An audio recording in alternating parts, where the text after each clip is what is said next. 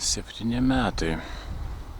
Tiek laiko aš atkelinėju štangą. Darau vadinamąją mirties trauką. Ką tik man vėl pasirodė tas video, kur Andrius Paulikevičius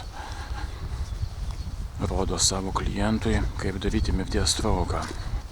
Kaip jis atsistoja šalia dėžės, įsispiria kulnais ir kaip sako, kad nereikia lenkti kelių, nes trukdys štangos judėjimui.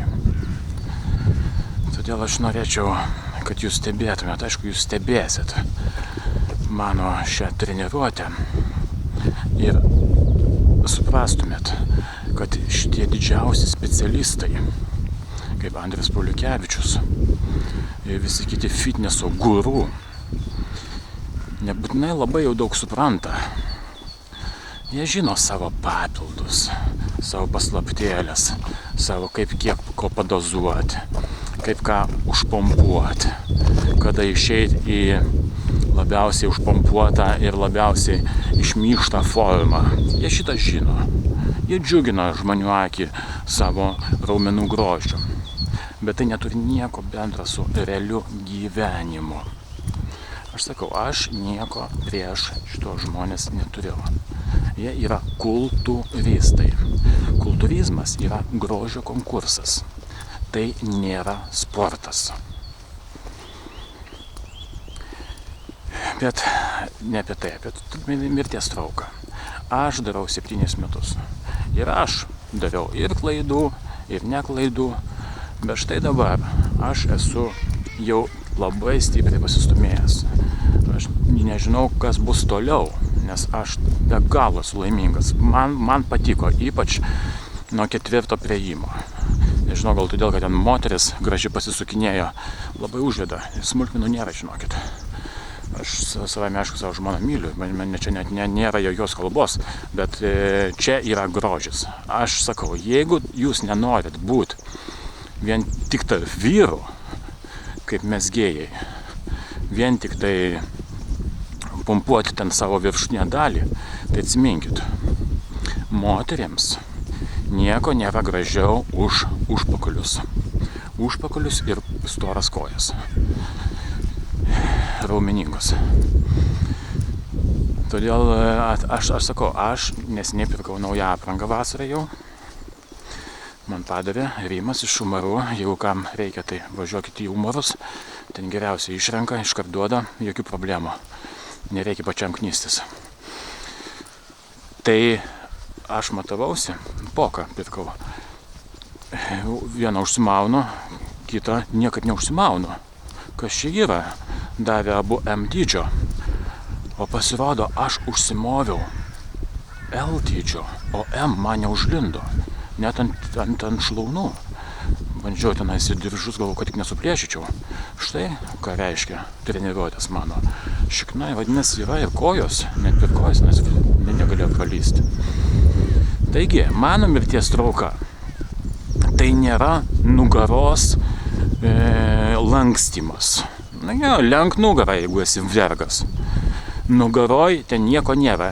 Yra stabilizatoriai, taip, yra. Ir aš vienu momentu netgi su savo beveik idealia forma aš jaučiau nuovargį tenais. Ten irgi reikia jėgos, vis dėlto reikia. Ten negali visiškai ant nieko kelti iš kojų. Bet vis tiek pagrindas yra šitas persijungimas. Kai tu kojos visą laiką keli.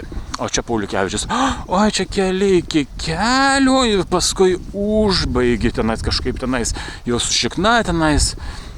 Tai pirmą maždaug tu keli kaip senukas, kažkoks su visą pagarbą senukam, bet taip, žinai, kaip kažkokie tenais turgui ir paskui tenais jau kažką tenais neįtikėtina. Čia absoliučiai neturi nieko bendra su realiu gyvenimu. Aš jums sakau, šitą, aišku, padaryti yra sunku, lengva kalbėti. Ir kiti irgi sako, o čia reikia, kad būtų leg drive vadinamas. Tai yra tokia kojų pavara, iš kojų jėga. Arba čia va kaip yra, kaip leg presas, žinai, ten kur guli tenais ir ten stumdai tenais tą platformą. Nedarykit šitų staklių, aš nežinau, čia kažkas dročinimas, čia yra kultūristam, čia Nu, nesmė, darykit, ką norit. Taigi, šitas persijungimas, šito labiausiai reikia. Ir man, tiesą sakant, tik pastaruoju metu jau taip aiškiai pavyksta šitą pasiekti. Jau kuo toliau, to labiau jaučiu tą koją šikną. Čia daryk metai iš metų, čia siaubas. Tik man didžiausia baimė visada būdavo, kad aš nenueičiau visiškai į nesąmonę. Gali paskui tenais gerai, tenais prisikrausi jau svorio, o koks kietuolis paskui pasižiūri, kad ten šūdas visiškas. Tai aš sakau, aš sąžininkai sakau, aš esu geriausias. Aš taip galvoju. Jūs galite galvoti kaip norit ir čia viskas okei. Ir labai gerai, kad kiekvienas turi apie save vis tiek gerai galvoti. Nes kas iš to, jeigu tu nesi geriausias? Tai tokiu atveju imk kitą sferą. Ir tada bus gerai. Čia kaip aš vertėjas, kaip vertėjas techninis, aš irgi save laikau tam tikrą prasme geriausiu. Savaime aišku, kad čia man tobulėti ir aš be galo išgyvenu dėl savo galbūt netobulų vertimų, bet aš jau ten apsišykęs stengiuosi maksimumą išspausti. Taigi, tai vėl grįšim į pačią pradžią. Šitas, čia vat, jūs pasižiūrėkite, ar pas mane bent kažkur trajektorija nueina. Viskas tobulai, tiesiai. Aš jau pasimetu, kadangi daugiau pakilnojau, tai ir tas nuleidimas idealus gaunasi. Kiek įmanoma sutaupant. Ten šiek tiek ir ant žemės ir atsirado daugiau jėgos, tai aš atitinkamai irgi greičiau. Čia irgi reikia nei per greitai, nei per lėtai nesuskubėti, nes galima taip atrodo, kad greičiau pabaigčiau. Nu ir kas iš to? Vis tiek tas tikslumas, jisai ateina su patirtim. Aš sakau, jeigu ten pakilnojai mėnesį, kitą, čia yra šūdas dar, čia yra nieko. Čia yra tik klaidos, čia yra svarbiausia. Ir aišku, norisi greičiau, norisi to rezultato. Aš ant dviračio irgi norisi tų vatų, kaip sakant. Bet ką tokiu atveju daryti? Nu gerai, aš jau kadaise, sakau, užsimečiau šitą 60 kg ir sakau, baikit šitas nesąmonės. Jeigu čia kam atrodo lengva, tai nueikit ir pabandykit, apsišiksit, išriesit nugarą ir apsišiksit. Čia yra kaip 3-5 mečių vaikai po 20 kg. Čia aš sveriu 702. Čia beveik aš sveriu va taip, tu įsivaizduoji, va taip žmogų, jeigu mane ten va taip kilnotų, kratytų su tokiu greičiu. Čia jau reikia patirties. Aš sakau, gerai ten kiti tenais, Olympic lifting, ten tą klasikinį kilnojimą, viskas gerai. Kaip sakant, tegu visi laimingi, čia aukštas pilotažas. Bet jeigu šiaip, kalbant apie šitos atkelimus, tai aš sakau, Pauliukevičius, kaip kažkoks kranas, man baisu žiūrėti. Visi šitie diskai stubure šaibom pareis. Gerai, jis tenais apsijuosęs visas, ten aišku, papildų pilna. Tie irgi gal ir laiko, tenais vis tiek priaugia kažkokių raumenų. Tikrų nesmė. Aišku, ir tos patirties yra, ir tas impulsas eina iš smegenų, iš papildų. Tai čia savaime aišku. Bet jeigu šiaip, tai aš sakau, aš iš viso, jeigu jau kažkam yra ego labai didelis, tai aš neatsakau už pasekmes. Šitas pratimas yra be galo sudėtingas ir reikia labai atsakingai šitą žiūrėti. Ir jeigu tu esi tam tau 15-16, tai net nebandyk. Net 20 neapsimoka. Pirmiausia, reikia jėgos kitur. Nu, svarbiausia, aišku, yra širdies jėga. Nes tenais, jeigu tenais tau pompa iš karto ten pasivaikščiojus, tai aš patyliu. Apskritai dabar žmonės vaikšto, aš žiūriu, modernus vyras. Eina kaip kūdikis. Aš neįtikėtina, man baisu. O kodėl taip gavosi? Visą gyvenimą, nuo pat kūdikystės, kai pasodino į kėdutę automobilinę, tai paskui va taip truputį išleidžia, va tu čia paeik ir paskui vėl. Čia sakau, didžiausia problema yra mašinos.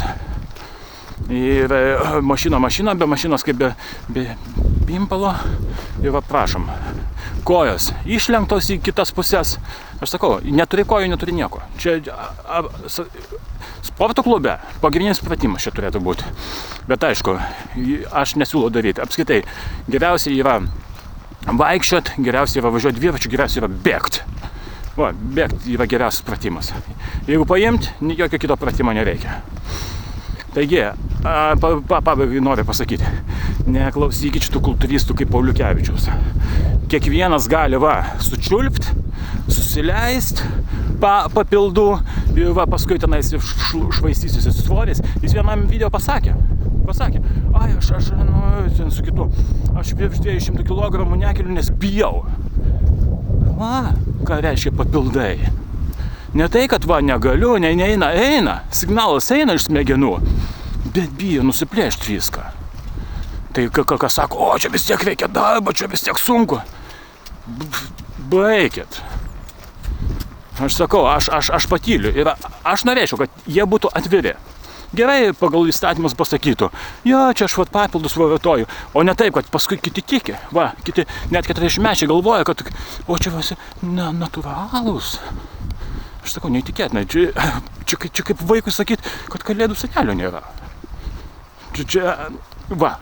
Tobulas kūnas, tobulesnis kūnas, profesionalus bodybuilderis, atsiprašant. Ir visi galvoja, jūs čia nieko nepasieksit. Čia absoliučiai nieko bendro su realiu gyvenimu nėra. Jeigu tu nesučiulpsi, nieko tu to nepadarysi ir tu apaugsi riebalais. Čia nesąmonė. Skaičiuok neskaičiavęs.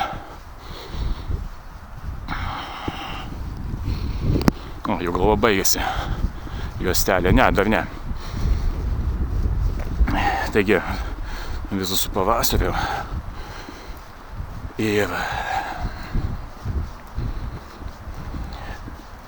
pirmiausia, aš siūlau nueiti į bažnyčią.